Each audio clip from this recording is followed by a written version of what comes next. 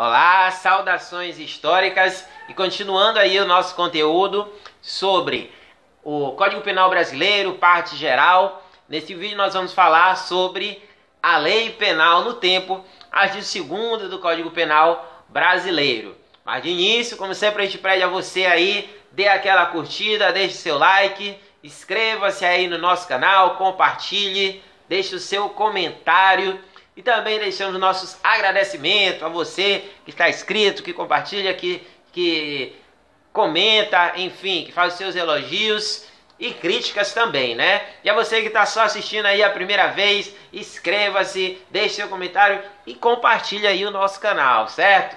Então, vamos lá, Lei Penal no Tempo, artigo 2º. Para a gente falar da Lei Penal do Tempo, vamos partir da redação do artigo, a primeira coisa a ser vista. Então vamos colocar na tela aí o artigo 2º do Código Penal Brasileiro para a gente fazer a leitura, certo? Vamos lá? Lei Penal no Tempo, artigo 2º, caput aí. Ninguém pode ser punido por fato que lei posterior deixe de considerar crime, cessando em virtude dela a execução e os efeitos penais da sentença condenatória. E aí, o que ele está querendo dizer? O que o legislador diz aí? Que o fato que deixou de ser considerado crime, ninguém pode ser punido mais por esse fato. Então, a partir desse momento, mesmo a pessoa tendo sido julgado, vão cessar a execução e os efeitos penais. Veja aí que ele não fala em efeitos civis no caso, né? São os efeitos penais e a execução. Elas cessam, a pessoa praticamente retorna a ser réu primário. Aí temos o parágrafo único do artigo 2º, onde fala o seguinte: a lei posterior que de qualquer modo favorecer o agente aplica-se aos fatos anteriores, ainda que decididos por sentença condenatória transitada em julgado. Ou seja, mesmo que aquele indivíduo que praticou aquela conduta que era considerada crime, ele tenha sido condenado em sentença transitada em julgada, já tenha sido definido, aquela sentença ela vai ser atingida, ela vai ser alcançada pela lei posterior, pelas benéfices dessa lei posterior, o indivíduo ele vai ser beneficiado por essa lei, ok?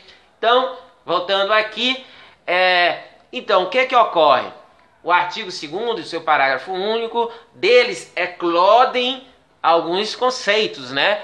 Que a gente vai trabalhar aqui. Vamos lá para o nosso quadro, então. Aqui, ó, vão nascer 4 termos, basicamente em latim, mas que dá logo de cara para você entender. É o abolitio criminis, o novatio legis immelius, novatio legis impégius e o novatio legis incriminadora. Vamos uma a uma, de passo a passo, e dando exemplo para que o entendimento fique mais claro. Abolitio criminis. Já dá para entender que a abolição de um crime se termina, finaliza-se uma conduta, deixa de ser crime determinada conduta, tá? Então é abolido esse crime, ele não é mais crime. O que disso decorre? Vamos aqui colocar uma data aqui qualquer. Vamos lá, 2010. Vamos supor que em 2010, e aqui o nosso crime que a gente vai usar como base é o furto. O furto, tá aqui, furto. Vamos supor que aqui o furto, ele é considerado uma prática criminosa, prevista aí em lei. E um indivíduo X, ele pratica o furto bem aqui. Ele pratica o furto. E ele é julgado. Sentença condenatória transitada em julgada. E está cumprindo a sua pena. Chegou aqui em 2010, vamos supor que isso aqui ele fez em 2008. Foi julgado e está cumprindo sua pena. Em 2010, o furto, ele tornou uma lei abolida, não é mais crime. Os legisladores aboliram essa conduta como crime, não é mais crime. E aí, esse indivíduo X que cometeu o crime de furto no momento considerado crime anteriormente, ele vai continuar cumprindo sua pena. Sua pena, vamos dizer que ela está prevista para terminar em 2015.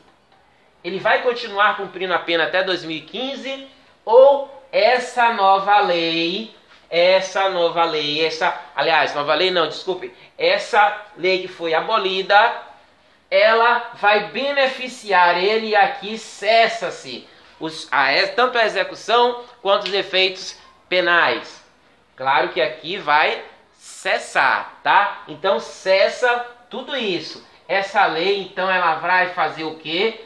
Ela vai retroagir. Ela vai retornar aqui onde o fato aconteceu e vai abolir a sentença. A sentença condenatória transitada julgado, seus efeitos, a sua execução, ela é finalizada porque o fato deixou de ser crime, ok? Vamos lá para o nosso segundo exemplo. O novatio legius in melius. Novatio legius in melius. E aqui, o latim é uma lei melhor, uma lei mais benéfica, né? Vamos supor aqui, dando aqui a mesma data, né? Vamos lá para a mesma data, 2010. Continuando o nosso crime, nossa conduta criminosa, o furto. O furto aqui em 2007, a pena do furto, ela é de 4 a 10 anos. 4 a 10 anos. E o Nacional X, ele comete essa conduta aqui. Chega em 2010, os legisladores decidem diminuir essa pena. O crime de furto, a pena passa a ser de 2 a 6 anos. E aí, esse elemento que cometeu esse crime, essa conduta criminosa em 2007, e aí o julgamento dele, em primeiro lugar, vamos dizer que foi aqui, 2009. E ele foi condenado, vamos supor aqui há 6, 8 anos. As benéfices dessa nova lei melhorada, ela vai retroagir, ela vai atingir esse réu, ela vai diminuir a sua pena que era de 4 a 10, ele foi condenado a 8, essa pena ela vai ser convertida de 2 a 6? Sim, é exatamente o que o artigo nos diz lá, no seu parágrafo único, tá? De qualquer modo, favoreça o agente. Então, favoreceu, diminuiu a pena, vai ser aplicada sim, tá? Então, vai ser aplicado. Se ele for condenado a 8, que é maior do que o tempo máximo da nova lei da Novatio Legius in melius, agora a pena dele vai ser reduzida a no máximo 6 anos, que é o que a nova lei melhorada ela vai colocar, tá? Então ela também vai retroagir. A lei aqui também ela vai retroagir. Vamos lá para o nosso terceiro exemplo. Novatio legius in pegius. Que é isso? Seria aqui a melhorada, né? Que seria uma lei mais dura, mais severa, mais árdua. No caso aí, aumentando a pena do agente. Seria o inverso disso aqui, né? Vamos lá, vamos dizer que aqui 2007, o mesmo exemplo, 2010. Mas o que acontece? O inverso. A pena aqui, ela era de 2 a 6 anos.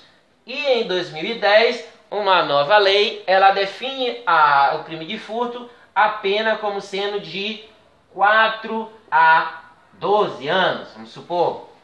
E aí, a pessoa, o indivíduo nacional que cometeu a conduta criminosa nesse período anterior a 2010, ele é condenado, está cumprindo sua pena.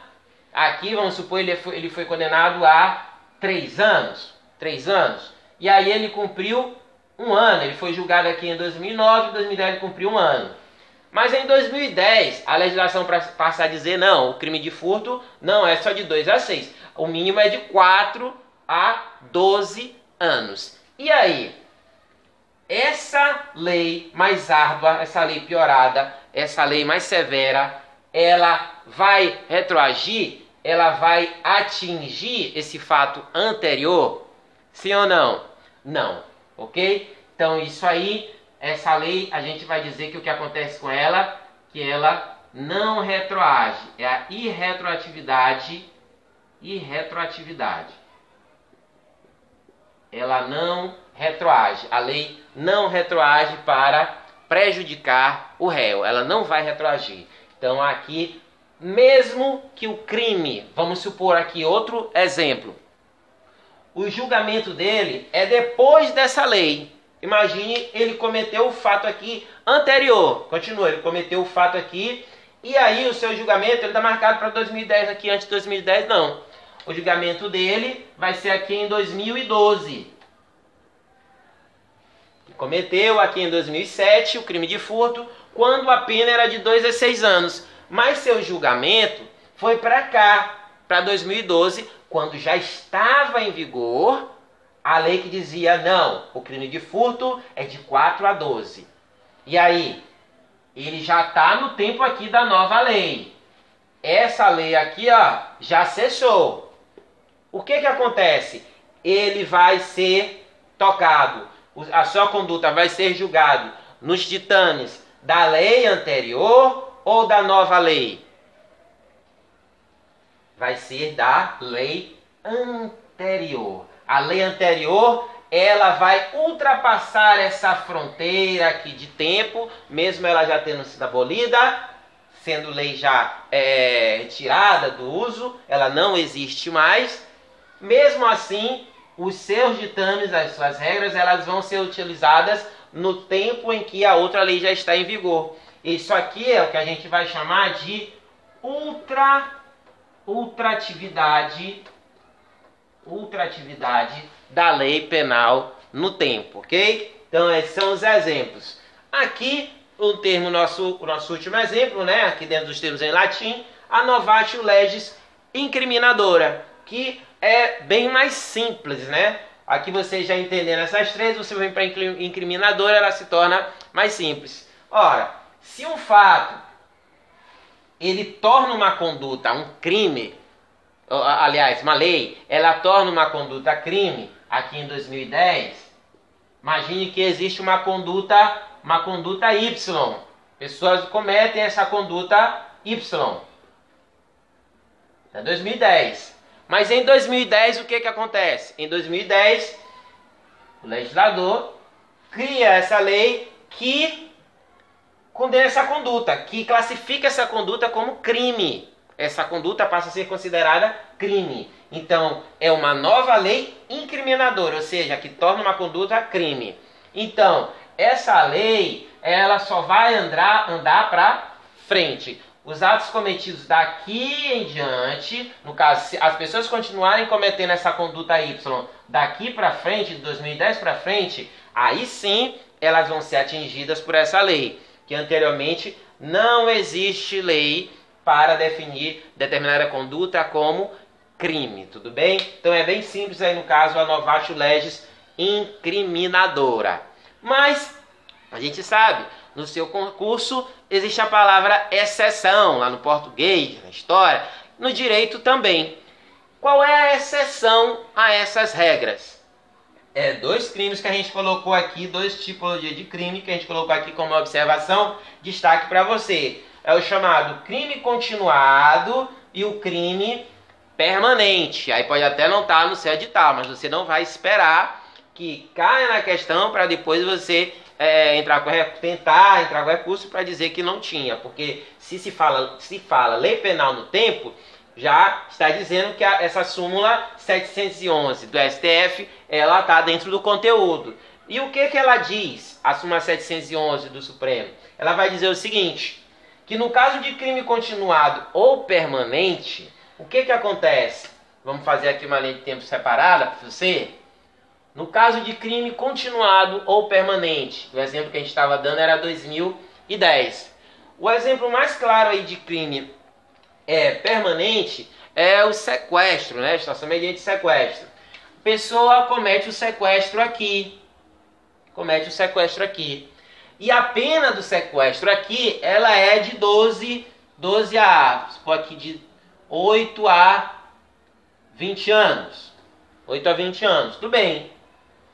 Se bem aqui cessou o sequestro antes da lei nova, a lei nova aqui no caso ela é mais dura, ela é uma novatio legis impedius. Vamos supor que aqui em 2010 deixa de ser de 8 a 20 anos e passa a ser de 12 a 30 anos. Então, a conduta dele cessou antes dessa nova lei, tudo bem. Mas se a pessoa está lá no cárcere, passou 2010 e a pessoa ainda está ali no cárcere, o agente ele é atingido sim pela nova lei, pela novatio legis impedius. Mesmo a lei sendo, no caso, lógico, né? Ela sendo mais severa, mais dura, mas o que acontece? Ela vai sim atingir a conduta do agente porque o crime ele é de caráter permanente ou outro exemplo também de caráter continuado. Quando o crime for permanente ou de caráter continuado, a novatio legis impedius ela vai atingir sim a conduta do agente, porque ele continuou na prática delituosa, continuou na prática do crime, mesmo após a lei ser piorada, tá? Mesmo após a novatio legis impedius. Bem, gente, é isso aí. Lei penal no tempo e pega seu livro aí, continua, dá uma estudada, se prepara legal o seu concurso. A gente pede novamente aí para você, deixa aquele like, inscreva-se aí no nosso canal, compartilhe, lá embaixo deixa o seu comentário e até o nosso próximo vídeo. Um grande abraço!